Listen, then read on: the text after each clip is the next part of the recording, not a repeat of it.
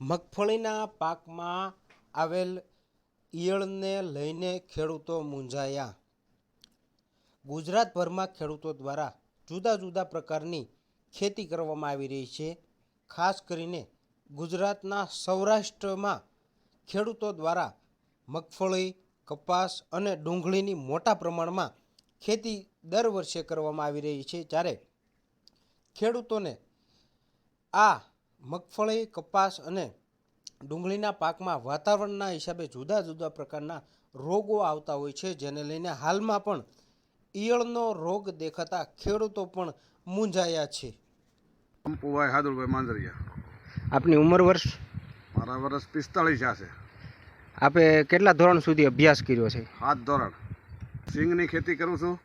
મારી ખેતીમાં એકદમ ઈયળ આવી ગઈ છે અને મૂંડા પણ આવ્યા છે. એટલે ખેતીમાં ઓણ કાંઈ થાય એવું છે નહીં. વરસાદ પણ ઓછો છે, કબામાં પાણી પણ છે નહીં, નકરે શાળું પાક બીજો લઈ. મેં મારું 12 વીઘાનું ઘરનું વાવેતર કર્યું છે. 20 વીઘા બીજી મેં રાખી છે ફાર્મે વાવવા. હવે એક વીઘે 10,000 રૂપિયાનો ખર્ચો થઈ જાય છે ખેડથી લઈને બિયારણ લગાવ. બિયારણ 2800 રૂપિયાના ભાવનું લીધું. વાવ્યું તો એ 50% ઉઈ ગયું. બિયારણમાં પણ ઓણ ફોલ્ટ નીકળ્યો. બીજો ફોલ્ટ મૂંડા અને ઈયળ. એટલે ઓણ ખેડૂતો માર્યા જવાના છે.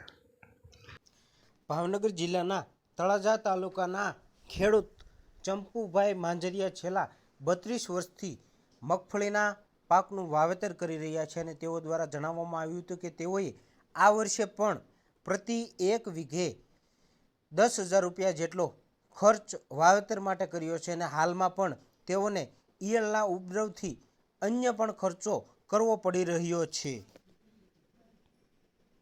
ઈયળને દવા ઘણી પણ છંટકાવ કર્યા છે એગ્રામાંથી લાવી, પણ ઈયળ મરતી નથી. કોરાજનનો છંટકાવ કર્યો તો 2-5 દી નિયંત્રણ રહ્યું, બાકી પાછી હતી એમને ચાલુ થઈ ગઈ છે. મૂંડાનો રોગ પહેલો લાગે એટલે માંડવી આખા ખેતરમાં વહી જાય છે, ગુંડા પડી જાય છે, તમે જોઈ શકો છો વિડીયોથી. અને ઈયળ લાગે તો એ પાંદડા અને હેઠેથી ફૂયા જે મૂકે દોડવાના, એ પણ ઈયળ કાપી નાખે છે. એટલે ઉત્પાદન આવી શકે એમ છે નહીં.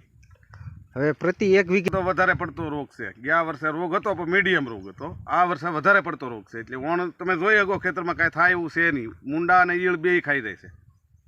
હવે અંદાજિત એક વીઘે મગફળીનું કેટલા મણનું ઉત્પાદન આવતું છે અને માર્કેટમાંથી શું ભાવ મળે છે? મગફળી તો સારું રહે તો 20-25 મણ થાય, પણ ઓણ એવું થાય એવું છે નહીં. 1,000-1,200 રૂપિયા ભાવ મળે છે. 1,000 રૂપિયા 1,200 તો કોઈક ફેરો મળે ને, 1,000ની ઉપર આવે છે. 1,100 રૂપિયા માર્કેટમાં. ખેડૂતે વધુમાં જણાવ્યું હતું કે તેઓ પ્રતિ એક વર્ષે એક વીઘા દીઠ 20 થી 25 મણનું ઉત્પાદન લે છે.